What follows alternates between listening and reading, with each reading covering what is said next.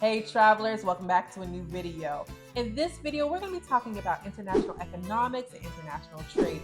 What exactly is it and what you can do with it as a career? We're going to be talking about education requirements. What type of salary can you make? The different skills needed, all that jazz. So you definitely want to stick to the very end. And if you haven't already, travelers, check out my series that I'm doing about international affairs and the different career options. It's jam-packed with information. You don't want to miss it. All right, travelers, let's get started in today's video.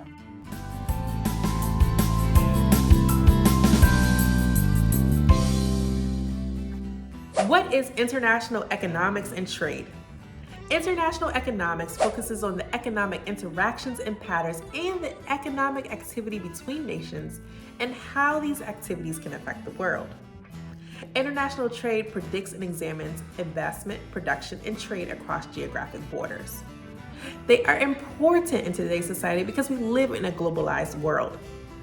And what happens in one economy can have rippling effects around the world. What are the education requirements for somebody who wants to pursue a career in international trade or economics? Well, it just depends, but usually a bachelor's degree is typically required. You might want to consider looking into an economics-related bachelor's degree, or if you're looking to the business side, a business-related degree like international finance or business administration. For more senior level roles, it would be helpful to look into an MBA program, a doctoral program, or to get your master's degree. It just depends. For example, if you're looking into international trade, you want to become an international trade lawyer, a law degree would be required. If you're going for more of the business approach, you may want to look at MBA programs that have an international lens as the focus of the program. Also, while it may not be required, pursuing certificates such as the Certified International Trade Professional Credential, which reinforces your knowledge in areas such as marketing, logistics, and finance, can also help you separate from the crowd. What are some skills needed if you are going into international economics and trade? Well, you gotta know about policy processes and trade regulations, and it will also be helpful if you know about economics clearly, finance, and strategic planning. If you're thinking about becoming international trade specialist, you want to know more about trade compliance, export compliance, and technical assistance. Another key skill that you should have in your toolkit is written and oral communication skills. You have to be able to communicate with others from diverse backgrounds and be able to negotiate with your international counterparts. Another skill is definitely know other languages besides English. If you have other languages, it is an asset. Other languages can include French, Spanish, Mandarin, Arabic, for example. The sky is the limit. Another skill that you may want to hone on is attention to detail. And if we're talking technical skills, computer skills are a must. You gotta be able to know how to use programs like Excel and statistical programs like Stata or Stata, depending on how you pronounce it. When you're in this field, you have to be analytical. You have to be able to analyze analytical data and economic data related to trade issues. What is the job outcome for those in this career field? International trade is super important to the U.S. economy, and the Bureau of Labor Statistics predicts that between 2021 and 2031, that there will be a 7% growth in employment for those in the business and financial occupation services. Similarly, there will be a 6% growth in employment for economists during the same time period. To give more perspective about the job outcomes of economists, the Princeton Review offers more insight. According to the Princeton Review, economists have historically been hired by governments and academia. However, today academia and research groups continue to hire the majority of economists. But it's important to know that private firms are also increasingly hiring economists in order to give insight to individuals, large companies, and certain sectors of the government. Economists is suspected to grow upwards of 30% between the next 5 to 10 years in places like New York, Washington, D.C., and Los Angeles, especially to give advice and insight on Pacific Rim economies.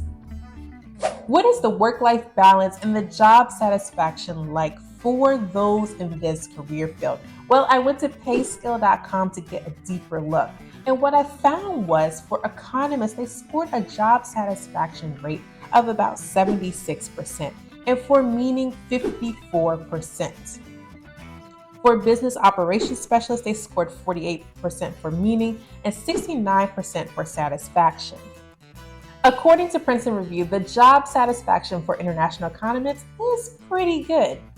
Overall, international economists work in a collaborative environment in which it's easy to share ideas, engage in lively discussions and debates, and analyze data. This field is highly theoretical and sometimes it can be a bit challenging.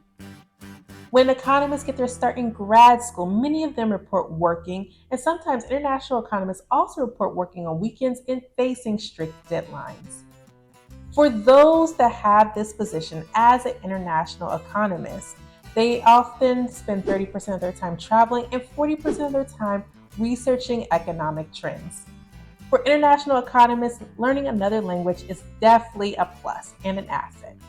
When I was doing my research on what was the work-life balance like and the job satisfaction for international trade specialists and analysts, I went to companies on Glassdoor.com to see what employees were saying.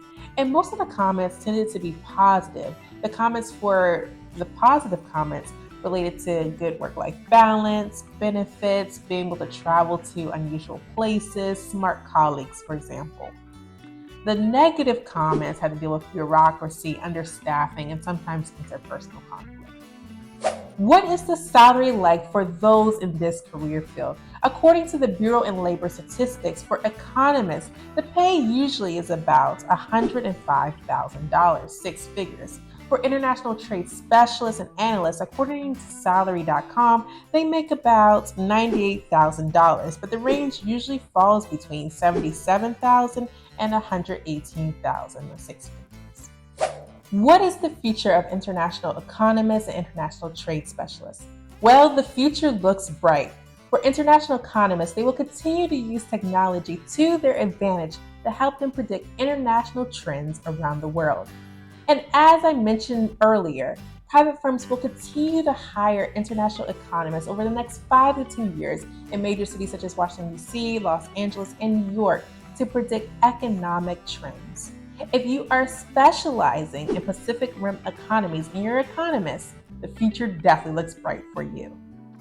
For international trade specialists, there may be new opportunities in the areas of supply chain management, e-commerce, and digital currencies with growing technology. Technology will help make trade cheaper, faster, and more efficient, and we need professionals to help us navigate this complicated and globalized world. As globalization increases, we're going to need more service providers and managers to aid in business expansion. However, with technology, some jobs in sectors such as logistics might see a decline. Should you become an international economist, or should you become an international trade specialist, or somewhere in between? Should you study for this type of career while you're in school? And truly, I believe that the answer belongs with you. Yes, in this type of career, it can have different work demands. It can be very theoretical in nature and very challenging. However, I believe that this line of work has many different opportunities, such as the ability to change lives and make an impact. You'll be able to travel all over the world, have diverse career opportunities, and potentially make six figures. Remember, it's up to your personal interest and what you want to do with your life. You have to choose what's best for you. All right, travelers, well, that concludes today's video. If you found this information helpful, let me know in the comment section below and let me know future video ideas you would like to see here on Hey Miss Traveler. If you haven't already, be sure to check out my free e-course. The link is in the description box below. I go over all things careers and international affairs and how to travel boldly with confidence. Travelers, if you found this useful, be sure to also subscribe, like this video, and share with somebody who also might find it useful. It takes a long time to make these videos, and I would be so grateful if you did. Travelers, it's been a pleasure, as always. And until next time, let's travel with our dreams together. See you later. Bye-bye.